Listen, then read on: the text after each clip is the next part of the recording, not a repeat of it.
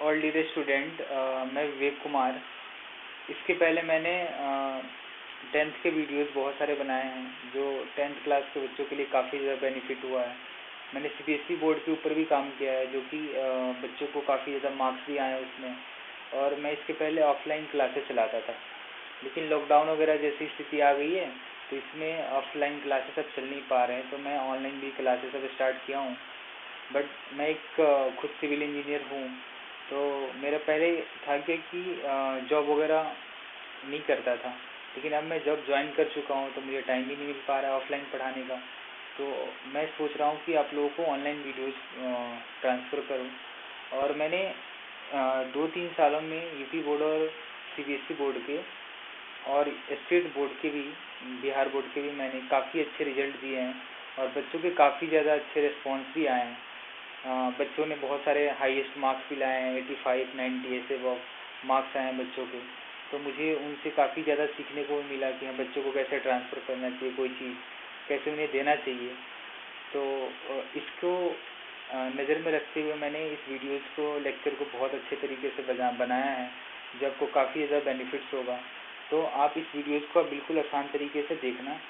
और मैं इसमें ये ट्राई किया हूँ कि बच्चों को काफ़ी अधिक से अधिक नॉलेज मिले, मतलब इजी वे में। फिजिक्स क्या है, फिजिक्स एक देखा जाए तो बिल्कुल आसान सा सब्जेक्ट है। अगर फिजिक्स को आप इजी वे में लोगे, मतलब अगर आप उसके थ्योरी को, अगर उसके आपके कंसेप्ट क्लियर होते जाएंगे धीरे धीरे, तो फिजिक्स इतना आसान सब्जेक्ट कोई हो ही नहीं सकता। आप देखना मैं पढ़ाऊँगा तो फिजिक्स कितने अच्छे तरीके से पढ़ाऊँगा, बिल्कुल इंजॉयमेंट के तरीके से। मतलब फिजिक्स को दिमाग में टेंशन लेना ही नहीं है कि फिजिक्स कोई हार्ड सब्जेक्ट होता है। तो इस भौतिकी विज्ञान को हम आसान करने के लिए आपके लिए बहुत सारे वीडियोस बनाने वाले हैं। तो आपका मुझे बहुत अच्छा रिस्पॉन्स चाहिए, यानी आपको मैं वीडियोस अगर यूट्यूब पे डाल रहा हूँ तो आप उसे अच्छे से शेयर करोगे बच्चों के बीच, लाइक्स करोगे, सब्सक्राइब करोगे। ये इसलिए करोगे क्योंकि इससे ज़्यादा तो मुझे प्रॉफिट होने वाला है नहीं, बट इससे मुझे ये ज़रूर चीज़ मिलेगा कि हाँ, वीडियोस बहुत सारे बच्चों के पास जा रहे हैं और इस वीडियोस को अगर हम टाइम निकाल के अगर इसे बना रहे हैं तो इसका कुछ प्रॉफिट मुझे मिल रहा है। क्योंकि मेरे पास ऑलरेडी टाइम बहुत कम रहता है, बट इस टाइम में भी बहुत सारे बच्चों के आए थे बात कि नहीं सर, हम लोग को वीडियोज़ बनाओ, वीडियोज़ 12th क्लास की वीडियोज़ चाहिए। 10th का बहुत अच्छा रिस्पॉन्स भी आया तो मैंने उसके बेस पे बनाया है। तो आई होप आप लोगों को वीडियोज़ बहुत अच्छे लगेंगे और आप इसे बहुत ज़्यादा लोगों को शेयर भी करोगे। Thank you guys.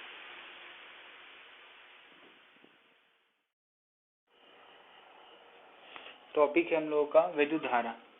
अब इस विद्युत धारा को हम लोग बिल्कुल आसान तरीके से समझेंगे और एकदम जो स्टार्टिंग लेवल होता है उससे हम लेके चलेंगे। आप समझते जाना, क्लियर वे में समझना, और जो भी टॉपिक पढ़ाएंगे उसका आप नोट्स भी बनाओगे साथ साथ। नोट्स बनाने का मतलब है कि आपको हेडिंग हम डालेंगे और हिंदी में काफ़ी ज़्यादा लिखना तो मुश्किल है, सो मैं आपको मुझसे बोलूँगा और आप कॉपी में नोट्स भी बनाते चलोगे साथ साथ।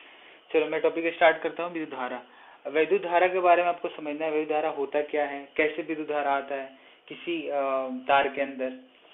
अच्छा, यहाँ से विद्युत धारा होता क्या है उसके बारे में समझो। वैद्युत आवेश की गति को को ही हम क्या बोलते हैं, वैद्युत धारा बोलते हैं।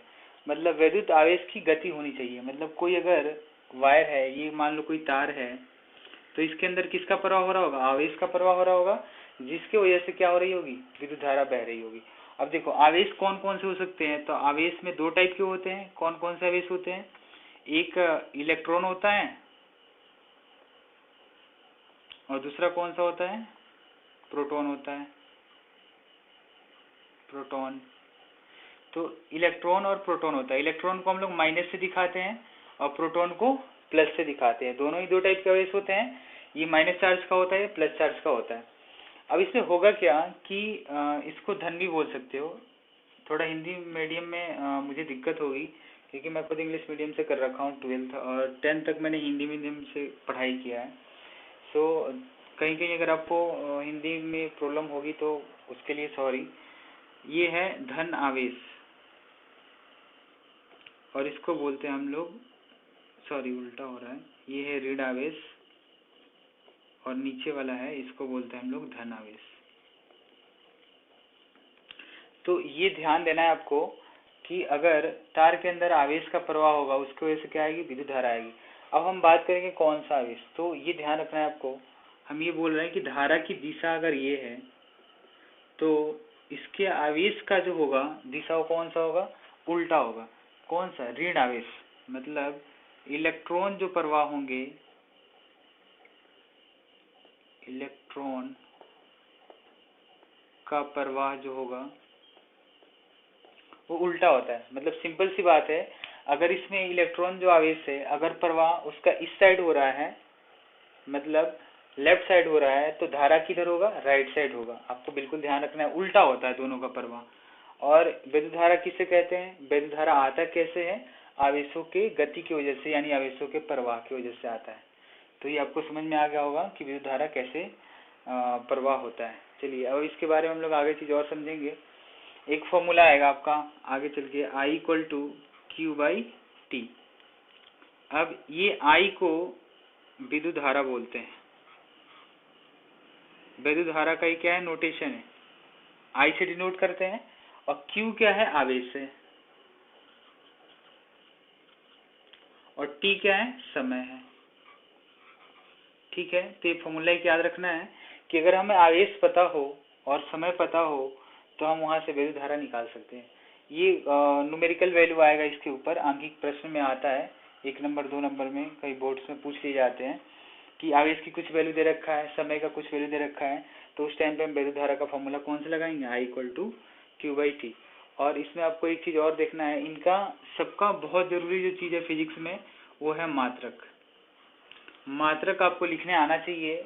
मात्रक सही से नहीं लगाओगे इसके ऊपर बोर्ड में मार्क्स कट जाते हैं बहुत बार बच्चों के।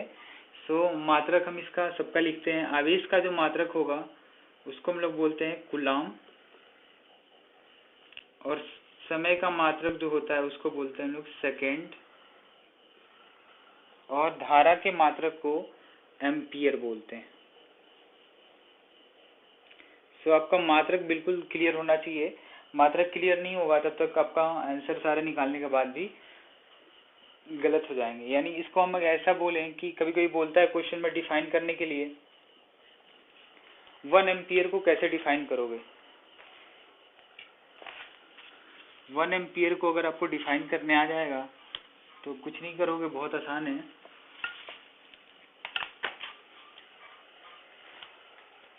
अभी आपको यूनिट बताएं, किसका यूनिट एम्पियर होता है, विद्युत धारा का। तो फॉर्मूला के हिसाब से लिखते हैं 1 एम्पियर। अगर हम लिख रहे हैं 1 एम्पियर की अगर धारा फ्लो हो रही होगी तो कुछ नहीं करना है आपको, कूलाम ऊपर में था तो 1 कूलाम ऊपर हो जाएगा और नीचे में 1 सेकेंड हो जाएगा। तो इसका परिभाषा भी लिखना होगा ना, तो आप बिल्कुल आसान तरीके से लिख सकते हो। बोलोगे किसी चालक तार में, तार कैसा होना चाहिए, चालक होना चाहिए। चालक का मतलब ये है जैसे कॉपर हो गया, एल्युमिनियम हो गया, उसके बाद से तांबा हो गया, बहुत सारी चीजें जिसमें क्या होता है, चालक तार का काम करता है। और लोहा भी हो सकता है। मतलब चालक तार वो हो सकता है जिसके अंदर आवेश क्या होते हैं, आवेशों का प्रवाह हो सकता है। मतलब आवेश जो होते हैं मुक्त अवस्था में होते हैं, तभी तो उसका एक जगह से दूसरी जगह आवेश जाएंगे, जिसकी वजह से क्या होगा, विद्युत धारा फ्लो करेगी, मतलब बहेगी। सो 1 एम्पियर जो होगा 1 कूलाम और 1 सेकेंड बटे 1 सेकेंड का अनुपात होगा। अनुपात बोल सकते हो 1 कूलाम अपन 1 सेकेंड का अनुपात जो होता है वो 1 एम्पियर के इक्वल होता है। इसको डिफाइन कैसे करोगे कि किसी चालक तार में अगर 1 सेकेंड में 1 कूलाम का आवेश प्रवाह हो रहा है तो उस चालक तार से 1 एम्पियर की धारा बहेगी। साथ साथ आप नोट्स बिल्कुल बनाते चलोगे, मैं जैसे जैसे बोलूंगा वैसे वैसे आप लिखते चलना। तो 1 एम्पियर इक्वल टू क्या हो जाएगा, 1 कूलाम बाय 1 सेकेंड। अब इसमें एक और बात आपको ध्यान रखना है,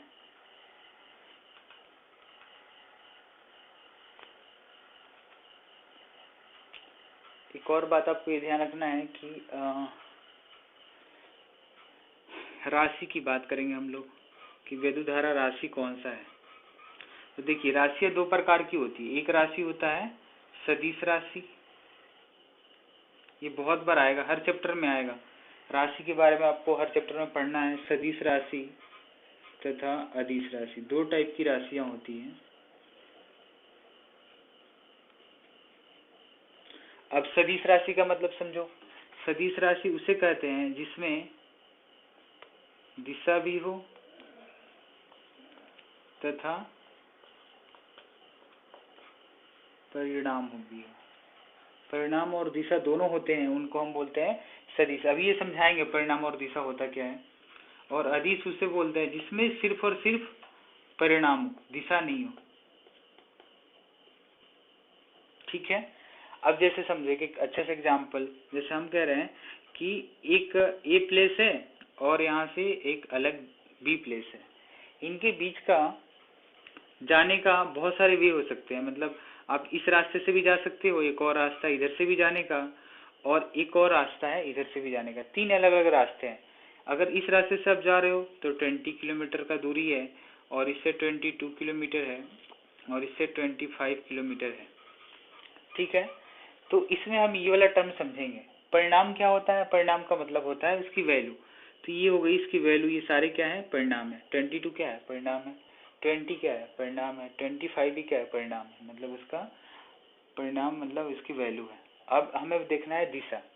तो दिशा का मतलब ए से बी जाने का आपका पहला ये दिशा हो सकता है, ये दूसरा दिशा हो सकता है, ये तीसरा दिशा हो सकता है। तो सदिश कहने का मतलब ये है कि हमें दिशा और परिणाम दोनों चेक करना पड़ेगा। जैसे अगर हम बोल रहे हैं कि आपको ए से बी जाना है तो आपको दूसरे वाले ही रास्ते से जाना है। तो अगर हम दिशा आपको बोल दिए कि नहीं आपको दूसरे रास्ते से ही जाना है, तीसरे रास्ते से ही जाना है, तो उस टाइम पे हमको दिशा ही बता रहे हैं और परिणाम ही बता रहे हैं, तो उसी को बोलते हैं हम लोग सदिश राशि। अब दूसरा बात, अदिश राशि किसे बोलेंगे? तो अदिश राशि का मतलब है जिसमें सिर्फ परिणाम हो। जैसे अगर हम आपको बोल रहे हैं कि ए प्लेस से बी प्लेस पे जाना है आपको, तो आप कोई भी रास्ते से जाओ, ये वाले से जाओ, फर्स्ट सेकेंड थर्ड कोई से भी ले लो, उससे अगर आप चले जाओगे तो उसको हम लोग बोलेंगे अदिश राशि। अदिश राशि में सिर्फ परिणाम से मतलब होता है, दिशा से मतलब नहीं होता है। इसका बात आपको ध्यान रखना है। यानी दिशा और परिणाम जिसमें दोनों, उसे सदिश बोलते हैं, और अदिश उसे बोलते हैं जिसमें परिणाम हो। सेम वैसे ही धारा में भी है। अगर हम बोल रहे हैं कि कोई एक पॉइंट है, इस पे एक धारा आ रही है इधर से और 2 धारा इधर से जा रही है। जैसे मान लो अभी धारा का मात्रक क्या बताया आपको? एम्पियर। तो एम्पियर को आप कैसे शॉर्टकट लिख सकते हो? ए से दिखा सकते हो 5A, और यहाँ पे 3A है, और ये 2A है। ठीक है। एम्पियर शॉर्टकट में लिख दिए। मतलब एक धारा इस पे आके मिल रही है और 2 धाराएं यहाँ से क्या हो रही है? जा रही है। तो इसमें अगर हमें पहचानना हो कि धारा कौन सा राशि है, वैद्युत धारा कौन सा राशि है, सदिश है या अदिश है, तो इसको हम लोग बिल्कुल आसान तरीके से पहचान सकते हैं। देखो कैसे, ये इसका आप एरो दिखाने का मतलब है कि ये दिशा नहीं है। ये एरो ये बता रहा है कि धारा किधर बह रही है। मतलब धारा इस पे आके इस पॉइंट पे मीट कर रही है और 2 यहाँ से जा रही है। तो ये पहला बात आपको याद रखना है कि ये दिशा इसमें नहीं दिया है, इसमें ये धारा का डायरेक्शन है, किधर जाना चाहती है। अब ऐसा थोड़ी है कि अगर आप किसी वायर को, अगर मान लो कोई तार है, सीधा तार है, अब इस तार को आप ऐसे मोड़ के रख दो, तो ऐसा थोड़ी है कि इसका तार को मोड़ देने से इसका दिशा बदल जाएगा। मतलब यहाँ धारा ऐसे आया और यहाँ आने के बाद उल्टा हो गया, ऐसा थोड़ी होगा। अगर यहाँ से सीधा जा रहा है तो सारे में क्या होगा? सीधा जाएगा। अब तार को मोड़ के रखो चाहे सीधा रखो, कैसे भी रखो, तो इसलिए ये एरो का मतलब यहाँ पे दिशा नहीं है। ठीक है। वो ये दिखा रहा है कि विद्युत धारा किधर को जा रही है। अब यहाँ पे हमें इसको देखना है, तो इसमें 5 एम्पियर क्या है? इसका परिणाम है, और 2 एम्पियर भी क्या है? इसका परिणाम है, और ये भी क्या है? परिणाम है। तो इसमें दिशा दे ही नहीं रखा है, सिर्फ परिणाम दे रखा है।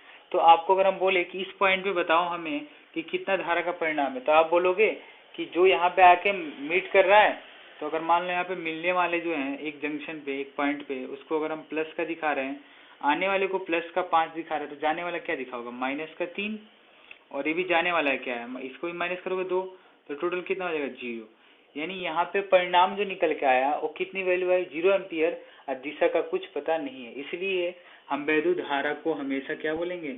अदिश राशि बोलेंगे, सदिश नहीं बोलेंगे। सदिश में क्या होता है? दिशा और परिणाम दोनों होता है, और अदिश में सिर्फ और सिर्फ परिणाम होता है। तो आपको हमेशा ध्यान रखना है कि वैद्युत धारा क्या है? एक अदिश राशि है, सदिश राशि नहीं है। एक और चीज आपको हम समझा रहे हैं। जैसे मान लो अगर हम बात करें बल की, जैसे अगर कोई बल है, किसी इंसान के द्वारा लगाया जा रहा है कोई बल, जैसे एक ब्लॉक है इस टाइप का, और कोई से धक्का लेके जा रहा है आगे की तरफ,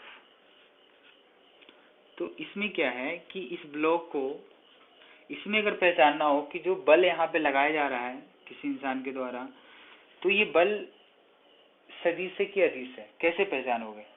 क्योंकि आगे चल के आपको सदिश अदिश राशि सब चैप्टर में आएगा, सारे चैप्टर में आएंगे और सारे टॉपिक में भी आएंगे, वहाँ पे आपको पहचाना होगा सदिश राशि किसे बोलेंगे, अदिश राशि। तो उस कंफ्यूजन को एक इससे तो हम बताएंगे आपको, इससे भी चेक कर लो। जैसे बल मान लो इस दिशा में लगा रहा है और गाड़ी भी जो है वो इसी दिशा में चल रही है, ब्लॉक भी उसी दिशा में चल रहा है, तो दोनों की दिशा सेम हुए, मतलब जिधर बल लगा उधर ही गाड़ी चली। तो इसमें दिशा की भी बात आ रही है। कोई बल लगा होगा जिसका नाम होगा 5 न्यूटन, 6 न्यूटन, तो ये नहीं, इसमें दिशा भी है और परिणाम भी है। तो दिशा और परिणाम दोनों हो जाए तो इसको क्या बोलते हैं हम लोग? सदिश राशि। तो बल इसलिए हमेशा क्या होता है? सदिश राशि होता है। इसलिए चैप्टर में आगे आपको बहुत सारे टॉपिक आएंगे जिनमें बोलेगा पहचानने के लिए सदिश राशि है या अदिश राशि है, इसलिए हम आपको शुरू में ही क्लियर कर रहे हैं। फिजिक्स कोई हार्ड नहीं है, भौतिकी विज्ञान कोई ज़्यादा हार्ड सब्जेक्ट नहीं है, बहुत आसान सब्जेक्ट है। हाँ, बस आप इसको अच्छे वे में पढ़ोगे, इसको रटने का कोशिश नहीं करोगे तो भौतिकी विज्ञान इतना आसान कोई सब्जेक्ट ही नहीं है। चलिए आगे हम लोग इसमें टॉपिक देखेंगे सदिश अदिश के बाद से।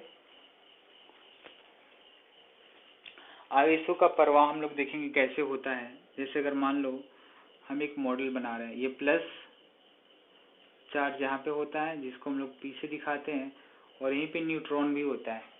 ये प्रोटॉन है, ये न्यूट्रॉन है, और ये सारे बच्चे जानते होंगे इलेक्ट्रॉन क्या होता है, इसके बाहरी कक्षा में घूमते रहते हैं। ये 10th क्लास में भी आप पढ़े होंगे कि इलेक्ट्रॉन क्या होता है, परमाणु मॉडल के बाहरी कक्षाओं में चक्कर लगाते रहते हैं। तो होगा क्या कि ये जो इसका नाभिक है, इसको हम लोग नाभिक बोलते हैं। ये मॉडल हमें समझना आप लोगों को बहुत जरूरी है। इस नाभिक को प्लस से दिखाते हैं और इधर क्या है, माइनस वाले इलेक्ट्रॉन है सारे। तो एक बात बताओ, प्लस माइनस में क्या होता है? आकर्षण। एक बात ये भी याद रखना है, प्लस और माइनस एक साथ रहेगा तो इसमें होगा आकर्षण। अगर प्लस प्लस हो तो इसमें क्या होता है? विकर्षण। या माइनस माइनस होगा तभी विकर्षण होगा, और यहाँ माइनस प्लस होगा तो भी आकर्षण होगा। मतलब दो ऐसे केस हैं जिनमें आकर्षण हो रहा है। यानी अगर उल्टा आवेश हो, प्लस माइनस एक साथ हो या माइनस प्लस एक साथ हो, तो उनमें आकर्षण होगा, और सेम चार्ज हो, मतलब प्लस प्लस हो या माइनस माइनस, तो उनमें क्या होगा? विकर्षण होगा। तो इन बातों को आप समझ गए हो तो यहाँ पे क्लियर समझ में आएगा कि यहाँ प्लस है और माइनस है, तो इनके बीच क्या हो रहा होगा? आकर्षण बल लग रहा होगा, क्योंकि आवेश क्या है? अलग अलग है, दोनों अपोजिट आवेश हैं, तो इनमें आकर्षण लग रहा होगा। तो अब यहाँ से आप खुद सोचो कि अगर आप किसी इंसान के पास हो तो आपके उसके पीछे अट्रैक्शन क्या है? काफी ज्यादा है। थोड़ी सी उससे डिस्टेंस बनाओ तो अट्रैक्शन आपका क्या होता है? कम होते जाता है। वैसे ही सेम चार्जेस के साथ भी होते हैं। अगर इनके जितने पास वाले आवेश है ना, इनके बीच का जो बल लग रहा होगा, इनके ऊपर काफी स्ट्रॉन्ग बल लग रहा होगा, मतलब ये आपस में बहुत तेजी से बंधे होंगे। लेकिन थोड़ा सा दूर जाओ, इसकी बात करें तो इनकी दूरी बढ़ गई ना, तो दूरी बढ़ने से क्या हो जाता है? इनके बीच के आकर्षण बल कम हो जाता है। वैसे ही सेम आवेशों के बीच भी होता है। आप इसको और दूर जाओगे तो इसमें आकर्षण बल क्या हो जाएगा? और कम लगेगा। तो होगा क्या कि इसके साइड वाले जो इलेक्ट्रॉन है ना, ये आसानी से इस कक्षा से बाहर निकल सकते हैं। तो इस कक्षा से बाहर जो निकल जाते हैं इलेक्ट्रॉन ना, वही उन्हीं के अंदर गतिशीलता आती है और वही विद्युत धारा को फ्लो कराते हैं, मतलब विद्युत धारा को प्रवाह में हेल्प करते हैं। तो सिंपल सी बात है, जो आवेश इस नाभिक से काफी दूरी पे होंगे उनमें क्या हो जाएगा? आकर्षण बल काफी कम लगेगा, जिसकी वजह से वो बाहर से क्या हो सकते हैं? हट सकते हैं, टूट सकते हैं, और ये निकल के उनके बीच में क्या आएगी? गति आएगी। तो गति आने से क्या होगा? आवेश का प्रवाह होगा, और उसी आवेश के प्रवाह की वजह से विद्युत धारा बहता है। तो इसी मॉडल के हिसाब से आप समझ सकते हो अच्छे से कि आवेशों के प्रवाह से क्या होता है? विद्युत धारा बहती है। आवेश कैसा होना चाहिए? मुक्त होना चाहिए, मुक्त इलेक्ट्रॉन होना चाहिए। अगर मुक्त इलेक्ट्रॉन है तो आवेश का प्रवाह होगा। अब हम लोग एक दो बातें और करेंगे यहाँ पे कि चालक क्या होता है। तो चालक वो चीज है, पहले भी आपको थोड़ा सा बताएं, इसमें भी हमें लेना है कौन सा चालक? धात्विक चालक। धात्विक चालक वो सब हो सकता है जैसे सोना हो गया, सोने का हम लोग तार बना सकते हैं, लेकिन सोना क्या है, काफ़ी ज़्यादा कॉस्टली है। सोना एक ऐसा है जिसका काफ़ी अच्छा तार बन सकता है, लेकिन सोना काफ़ी महंगा है तो इसको हम लोग यूज नहीं करते हैं। तांबा है, एल्यूमिनियम है, और भी बहुत सारे हैं। तो हमेशा ध्यान रखना है कि धारा उसी में बहेगी जो धात्विक चालक होना चाहिए। चालक तार है तो धारा बहेगी, चालक तार नहीं होगा तो धारा नहीं बहेगी। इसका बिल्कुल ध्यान रखना है आपको अच्छे से। एक और बात इसमें,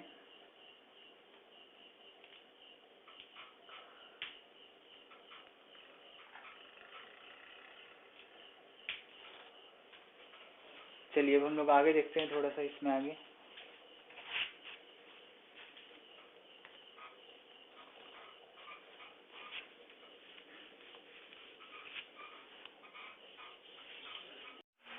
अब हम लोग अगले टॉपिक में देखेंगे मुक्त इलेक्ट्रॉनों के अपवाह वेग तथा वैद्युत धारा में संबंध।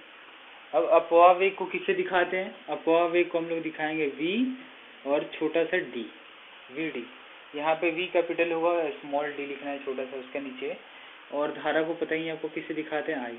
अब इन दोनों के बीच में हमें संबंध देखना है, तो इसे भी हम लोग, और इसके ऊपर न्यूमेरिकल काफ़ी ज़्यादा आया है पेपरों में, चाहे वो बिहार बोर्ड का हो चाहे यूपी बोर्ड का हो, हिंदी मीडियम में आते रहते हैं, सीबीएसई में भी आते हैं इसके ऊपर क्वेश्चन। चलो इसको हम अच्छे से समझते हैं। एक मान लो चालक हमने तार लिया, ये चालक तार लिए कोई, इसमें आवेशों का प्रवाह हो रहा है। अगर मान लो धारा इधर बह रही है तो आवेश किधर जा रहे होंगे, उल्टी दिशा में। आवेश में कौन सा आवेश, माइनस वाला, मतलब इलेक्ट्रॉन वाला। इलेक्ट्रॉन आवेश कैसा होगा, इस साइड जा रहा होगा तो धारा किधर बह रही होगी, आगे साइड, पहले ही बता चुके हैं आपको। अब ये चूंकि तार है तो इसका कुछ न कुछ क्षेत्रफल होगा, मतलब कुछ न कुछ एरिया होगा, तो क्षेत्रफल को हम लोग किससे दिखा रहे हैं, ए से। अब एक और बात, इसमें पहले हम लोग क्या देखे थे कि आवेशों के प्रवाह से क्या होती है, धारा बहती है। अब हम लोग को देखना है कि आवेश कितना तेज प्रवाह होगा, मतलब कितना जल्दी जल्दी प्रवाहित होगा। अब हम उस चीज़ों को देखेंगे, यानी अगर ये तार है तो इस तार से अगर ऐसा हो जाए कि इस वाले एरिया से, मतलब इतने क्षेत्रफल से 1 सेकेंड में 10 आवेश जा रहे थे, अब उसी को आवेश को बढ़ा दे, एक सेकेंड में ही 20 आवेश जाने लगे, 1 सेकेंड में ही 100 आवेश जाने लगे। तो इससे हो क्या रहा, आवेशों की संख्या बढ़ रही है सेकेंड के हिसाब से। तो यानी सिंपल सी बात है, जितना ज़्यादा तेजी से आवेश बहेगा उतना ही विद्युत धारा की प्रबलता होगी। प्रबलता का मतलब स्ट्रॉन्गनेस। अगर हम बात करें धारा काफ़ी प्रबल होगा, धारा की प्रबलता की अगर हम बात करें तो ये अनुक्रमानुपाती का साइन आप समझे, साइन अनुक्रमानुपाती का साइन आप जानते भी होंगे। मतलब अगर ये चीज़ बढ़ता है तो उसके साथ साथ ये वाला चीज़ भी बढ़ता है, तो इसी को हम लोग अनुक्रमानुपाती साइन बोलते हैं। यानी इसके साथ साथ क्या बह रहा होगा, धारा ज़्यादा तेजी से बहेगी। यानी धारा की प्रबलता देखें, सॉरी यहाँ पे आवेश करो, आवेश का प्रवाह। अगर आवेश का प्रवाह जितना तेजी से होगा उतना ही तेजी से क्या होगी, धारा की प्रबलता बढ़ेगी। यानी दोनों क्या होते हैं, एक दूसरे के अनुक्रमानुपाती होते हैं। तो वही वाला चीज़ हमें यहाँ पे भी समझना है कि यानी इसमें कुछ न कुछ वेग होगा। वेग को हम लोग किससे दिखाएंगे, वीडी से। यानी अगर आवेश जो चल रहे होंगे वो कितने वेग से चल रहे होंगे उसको हम लोग वीडी से डिनोट करेंगे, और धारा को आई से डिनोट करेंगे। अब कुछ न कुछ तार का क्या होगा, क्षेत्रफल होगा, जिसको हम लोग ए से डिनोट करेंगे। अब एक और बात इसमें रह गया, इसमें कुछ न कुछ इलेक्ट्रॉनों की संख्या भी तो होगी, तो इलेक्ट्रॉनों की संख्या को हम लोग किससे दिखाएंगे, एन से दिखाएंगे। इलेक्ट्रॉनों की संख्या को हम लोग छोटा एन से दिखाएंगे। यानी इलेक्ट्रॉनों की संख्या को देख लिए, और इसमें इलेक्ट्रॉन जो चल रहे होंगे उनका कुछ न कुछ वेग होगा, मतलब कितने तेजी से दौड़ रहे हैं, उसको हम लोग वीडी से दिखाएंगे, और उसके वजह से धारा बहेगी उसको आई से दिखाएंगे। और तार कितना मोटा है या पतला है उसको क्षेत्रफल होता है, यानी उसको हम लोग ए से दिखाएंगे। इतनी सारी बातें हो गई। तो यानी अगर हमें ये पता करना हो कि किसी अनुप्रस्थ प्रतिच्छेद, अनुप्रस्थ प्रतिच्छेद का मतलब ये है कि जैसे अगर ये मान लो तार है तो ये वाला इसका क्या है, क्षेत्रफल है, ये वाला इसका इतना क्षेत्रफल है, गोला सर्कल टाइप का। तो इससे कितने इलेक्ट्रॉन निकल रहे हैं, तो अगर हम लिखना चाहें कि अनुप्रस्थ क्षेत्रफल से जो इलेक्ट्रॉन निकल रहे होंगे, अनुप्रस्थ, इसको हम लोग बोलते हैं अनुप्रस्थ परिच्छेद, कितने इलेक्ट्रॉन पास हो रहे होंगे, तो हमें सब चीज से मल्टीप्लाई करना पड़ेगा। मतलब इससे ऐसा बोल लो कि ये वाला अगर पाइप है, इससे इलेक्ट्रॉन जा रहे होंगे तो कितने निकल रहे होंगे, उनकी संख्या अगर हमें लिखनी हो तो हम लोग ऐसे लिखेंगे, अनुप्रस्थ परिच्छेद से कितने इलेक्ट्रॉन आवेश जा रहे होंगे, उनको लिखने का तरीका होगा अनुप्रस्थ परिच्छेद में से गुजरने वाला आवेश।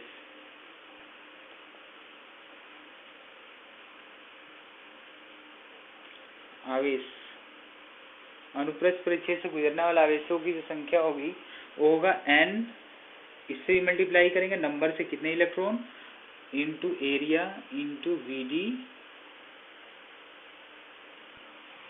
ठीक है, और कितने टाइम में, यानी हमें यहाँ पे टाइम भी लिखना पड़ेगा इंटू टी। एन से मल्टीप्लाई करेंगे, एरिया से मल्टीप्लाई करेंगे, वीडी से मल्टीप्लाई होगा और टी से मल्टीप्लाई होगा, यानी इतने आवेश जो होंगे वो किसी अनुप्रस्थ परिच्छेद से गुजर रहे होंगे, ठीक है। इन सब का मल्टीपल हो जाएगा। अब हम फॉर्मूला ये जानते हैं, आई इक्वल टू क्या होता है, क्यू बाई टी। और ये क्या था, गुजरने वाले आवेश थे, तो गुजरने वाले आवेश को हम लोग किससे दिखा सकते हैं, क्यू से, यानी क्यू की वैल्यू यहाँ से जो लिखे थे N A V D into T, अब इस वैल्यू को हम लोग यहाँ पुट कर देंगे, यानी I equal to N A V D into T upon T. तो टी से T, I equal to N A V D, ये फॉर्मूला होता है, इसको याद रखना है आपको। और यहाँ पे एक मिस्टेक है, यहाँ पे ई भी कर लेना, इंटू ई, यहाँ पे भी ई करना और यहाँ पे भी। तो ये फॉर्मूला आपको याद रखना है, I equal to N E A V D. ये बहुत ही काम का फॉर्मूला है, काफ़ी ज़्यादा इस पर क्वेश्चन आते रहते हैं, तो इसको आपको बिल्कुल याद रखना है। आई क्या है यहाँ पे, वैद्युत धारा है, एन क्या है, आवेशों की संख्या है, और ई क्या है, इलेक्ट्रॉन, ये जो है उसका क्षेत्रफल, वीडी क्या है, कौन से वेग से ये आवेश जो है इसमें प्रवाहित हो रहे हैं, ठीक है। चलिए इसके आगे हम लोग देखेंगे अब नेक्स्ट टॉपिक। नेक्स्ट टॉपिक जो होगा वो होगा धारा घनत्व। धारा घनत्व के बारे में हम लोग समझेंगे क्या होता है धारा घनत्व।